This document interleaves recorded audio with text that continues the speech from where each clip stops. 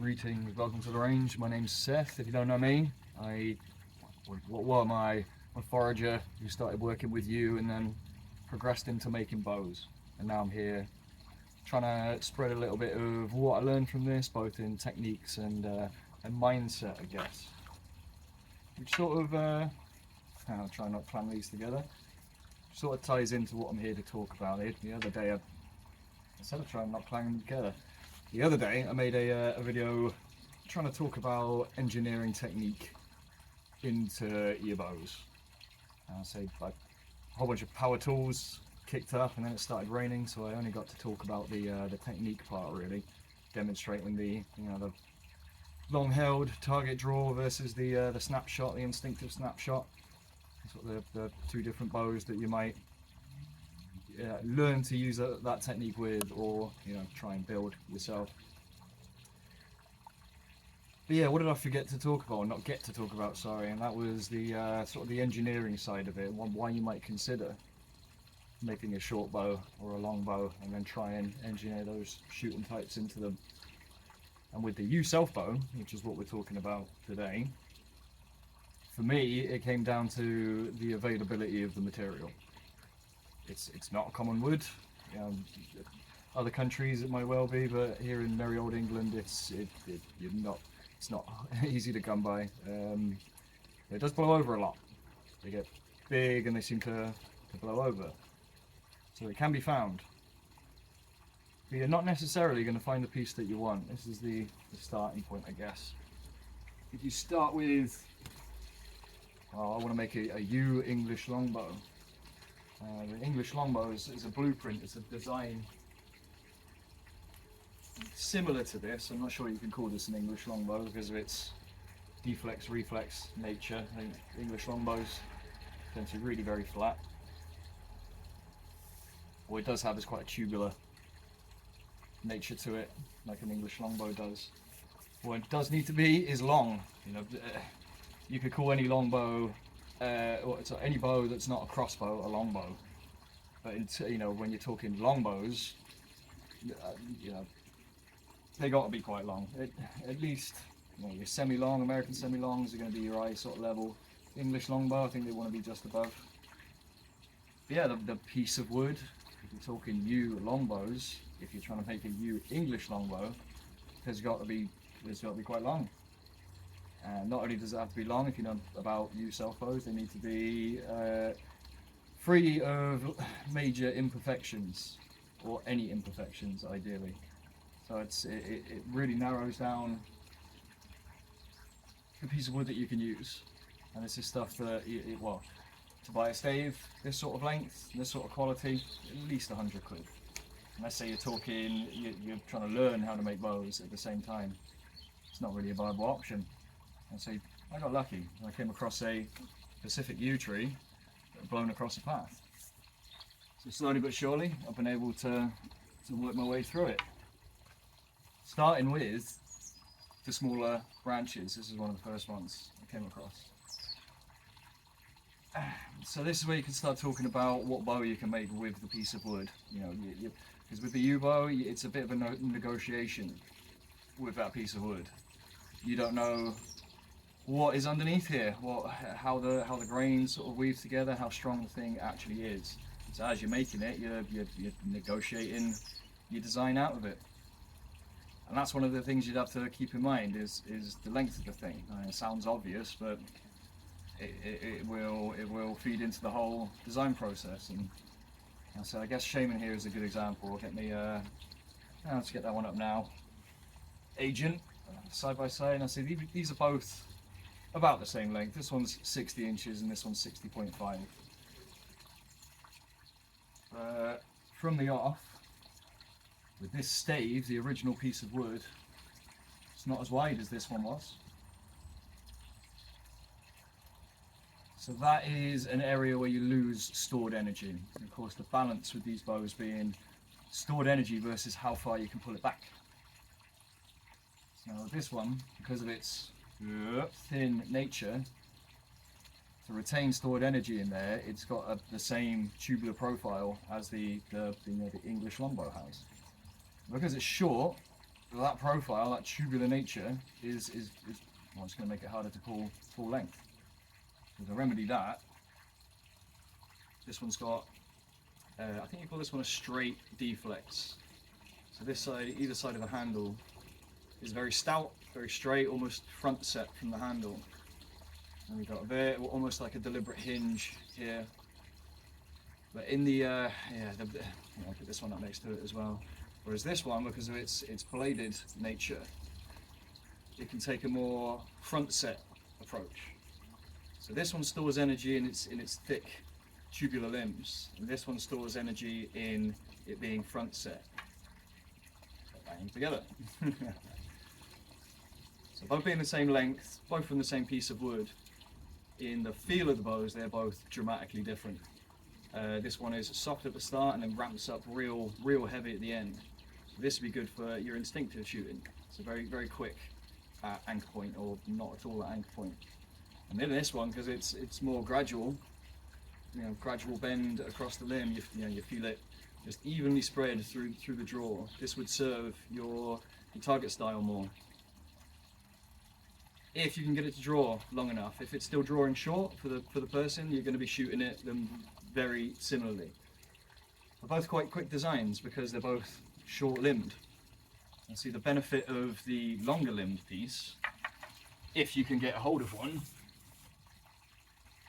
as well. Firstly, they're easier to make. You've got more material to spread your bend across.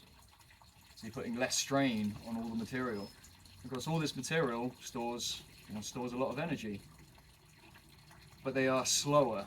This is the, I didn't take any blueprints for these bows. I picked up the theory and the physics behind them, and I've tried to apply it individually to each piece of wood because they are unique each time.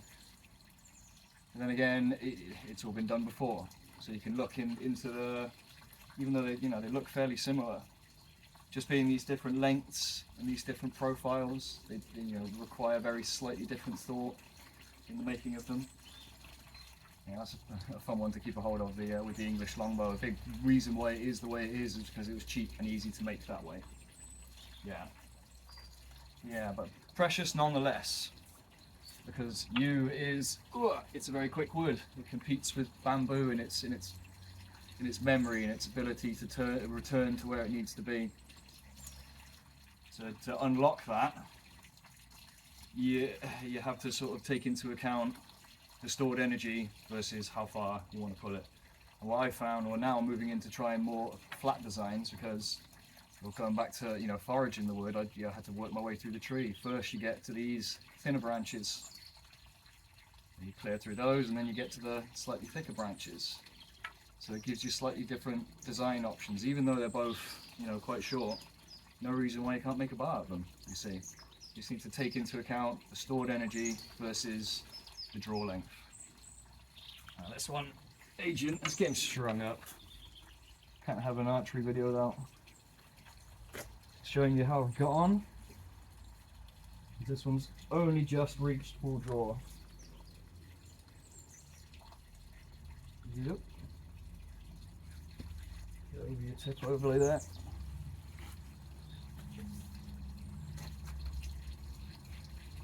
Real stubby little bow. Yeah, what we can do at this point is now dial its shooting technique. As I was working up the full draw, setting on my full relax, on a nice soft relaxed bow that I can pull all the way and extend fully, is around 29 inches. On these shorter, stubbier bows, heavier bows, you're not going to be pulling that far. Your whole unit is going to be under tension, your whole equation. So you can dial that with your shooting style. So these shorter, snappier bows, as you're working them up to where they need to be, they are going to be shooting snapshot. If you can get it to draw where it needs to be, which we do by using the various either back set techniques or flat limb techniques, bearing in mind that thin limbs, how's it go? Yeah, thin limbs are faster, and then flat limbs are more stable. So So you've got another balance of material there. You don't want to go too thin on this, because then you get side to side motion in your draw. Another thing to keep in mind with your choosing your power and draw length there. If you keep the power higher, the string gets dragged out of your hand. As in your, I don't know, 25 to 35 pound bows, you have less. You got less pull from the bow on the string, so your bad release is going to translate more into the string, if that makes sense. So yeah, that's one of the reasons why you might want to make a shorter bow. I mean, in theory, you want to make bows as short as possible, because of another equation going on. Your shorter limbs are going to move quicker, but they've got further to move. But with your longer bows, they're going to move slower, but they've got less distance to go. Yes. So right, what was the point with this one? Yeah, we're now at the point where we can decide exactly how it's going to shoot. I think right now it's, I can just about sort of hold it there at a nice comfortable amount of time. This is my first shot of the day, so I'll probably just snap fire it.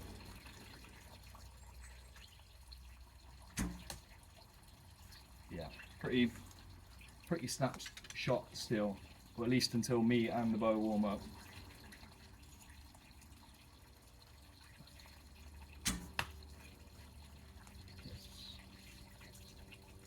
Now, because it's a full draw, but firing snappily, we could leave it there. I mean, we could even try and put recurve back into the tips to try and add more speed. It's another way that we can consider putting stored energy back into our pieces of wood. We've got the flatness, we got the shortness, and we've got the recurve as well.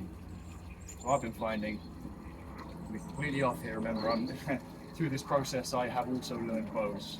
So my first stage, it's learning wood, it's learning workshop skills, and also bow making skills. So it's, I'm happy to hear when I'm wrong, naming tools wrong and things like this. What I've discovered is you need, with these shorter bows, you're going to want to, instead of having a nice straight limb, nice long straight limb like that you can put a bow across, you're going to try and back set your limb a little bit. And yes, you're going to lose stored energy in theory, but because the limb is shorter, stubbier, I mean, you're talking tiny degrees. It's a really small amount that it adds up to. Let's say, I don't know, like half an inch back set could give you an inch, 2 inches more draw, depending on your piece of wood, how flat you've gone, how narrow you've gone. So it's a very intuitive process. You want to be feeling the draw and watching it on the tiller the whole time, and see how the bend is feeding across the piece of wood, any areas that you're particularly concerned about. And then I guess if you get to a point where it's at your full draw but saggy, that's when you consider putting your reflex back in there, or maybe even bringing that offset back with steam or heat gun devices and things like that, forms. But right now it shoots pretty good. I mean, it's where it gets to be a nerve-wracking process, because I can make a change and it can make it worse. I guess you want to be asking yourself through the whole time working with you, with bow making in general, right? If you're going to make small changes, really triple check with yourself, are they going to have knock-on effects? What's the overall thing I'm trying to achieve here? And I guess with making these types of bows, you want to be keeping in mind how you want it to shoot, either between your length, width, backset options. You have options. It's about deciding, of educating yourself on archery. That was it's a funny thing. I knew nothing about archery. I'm not an archer. I started making sticks, and then I started making bows, and then I started learning about archery. So if you're going to make bows, you're going to have to know something about archery, or at least arrows. Yeah. Physique and technique and things like that comes next if you're going to refine it, push it further. try and, you know, take these staves that, you know, typically I guess you would make an English longbow with them, but there's no reason why you wouldn't. You can take lots of different shapes. So if you're stuck with a shorter piece of wood, not a problem. Yeah, great shooting little bow. You do need to warm up though. If you haven't warmed up, you're not gonna hit the positions that you need to. The bow isn't gonna draw as far as you need to, and then your arrow center cut combination, your splining combination for your arrow isn't gonna work. It's that sort of thing I had to learn as I was trying to make these things work. Is it me? Is it the arrow? Is it the bow? Yeah. Short bows are cool. They're fast. They're hard to handle because you've got a lot of stored energy, and it's all stored at full draw. And that's when your arms start shaking. So that's where your snapshot technique comes in. Nice and quick. Didn't even hit my anchor point on that one. So do I leave it like that? I see I've got both options there. It's a nice snappy short bow, or I could remove just a little bit more material in here. Let's see, show the handle here. With the short bows, it's a case of trying to get as much active limb as possible, all the way to the tips. I mean, another way of making your arrow go quickly is having your tips inactive. They don't have a bend in them, so they're nice and stiff. Yeah, if you're working with a short piece of wood, you haven't got much limb to play with. So a nice stubby handle. I mean, I could probably get more. Yeah, half an inch more. Could add up to another inch of draw. Who knows? Well, someone probably does know.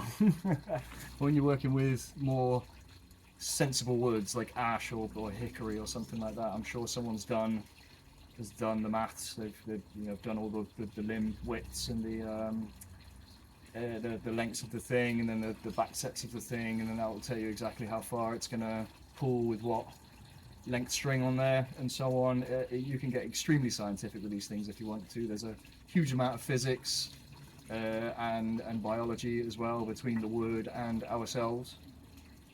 So yeah, what's the takeaway here? If you can only find a short piece of wood, that's no reason to not make a bow. You just want to understand the wood and the design principles, and then you use it to achieve what you want. Be it a smooth drawing bow or a real nice quick punchy bow. But first you've got to negotiate any sort of bow, a rough, evenly bending piece of wood out of this fantastic material we call yew. It's really awesome. Bright orange, cream coloured front. It's been fun. It's been very fun getting to know it. And I hope to do so more. Each one has been unique. Let me show you Shaman here, coming back to it. Yeah, I sunk the handle into the stave on this one. Of course, with Selfbows, it's a raw piece of material.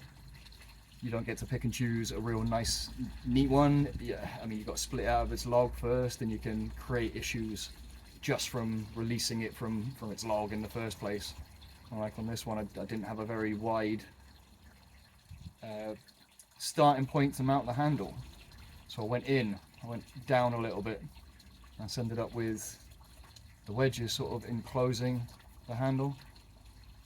I don't know if that's going to have an issue down the line, maybe too much stress on this part of the wood, or maybe it's integral in what makes this bow feel so very punchy. All the power ramps up here and doesn't go anywhere. Yeah, there's loads to know. If you're willing to look closely, which you should do with the natural world, there's so much there that we've forgotten naturally. Touch on that mindset thing I was talking about. Look closer, and you start to understand where these things do, what they do. Yeah, make some bows, find some wood. Run out of arrows. That's a shame. We'll leave it there. Alright, thanks very much everybody. To everyone subscribed, thank you very much. Anyone who is considering it, it would be a massive help to help build the channel. Keep me making these things and bringing what I know to you lot. Thanks again. Have a lovely day.